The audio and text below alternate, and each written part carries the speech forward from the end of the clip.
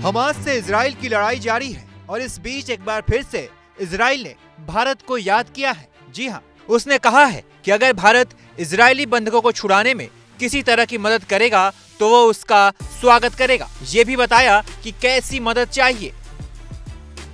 दिल्ली में इजराइल के राजदूत नोर गिलोन ने ये बातें कही हैं। उन्होंने ये भी कहा कि संकट की इस घड़ी में पीएम मोदी से लेकर भारत के मंत्रियों और अधिकारियों ने भी इजराइल को अपना सपोर्ट दिया है।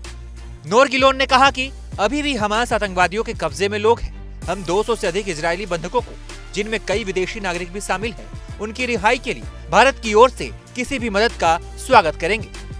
कई देश उनकी रिहाई सुनिश्चित करने के लिए हमास पर दबाव डालने की कोशिश कर रहे हैं। गाजा में हमारे लोग इस्लामिक स्टेट द्वारा बंधक बनाए गए लोगों की तरह ही हमास की क्रूरता और हिंसा का सामना कर रहे हैं।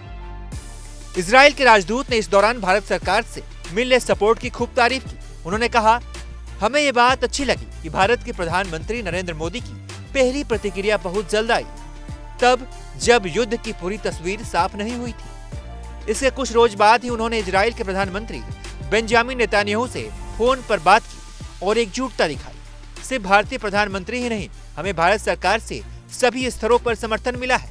यहाँ के अधिकारी, मंत्री और नागरिक भी हमारा सपोर्ट कर रहे हैं।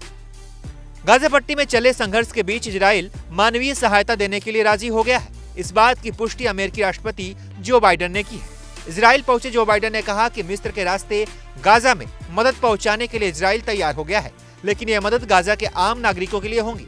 कोई भी मदद अगर हमास तक पहुंचाई गई तो उसे इजराइल किसी भी हद तक जाकर रोकेगा। बाकी हमास और इजराइल के बीच जो जंग जारी है वो कब खत्म होगी, इस पर आप क्या सोचते हैं? आपकी क्या राय है? अपनी राय कमेंट कर बताइए और तमाम अपडेट्स के लिए आप देखते रहिए एबीपी लाइव।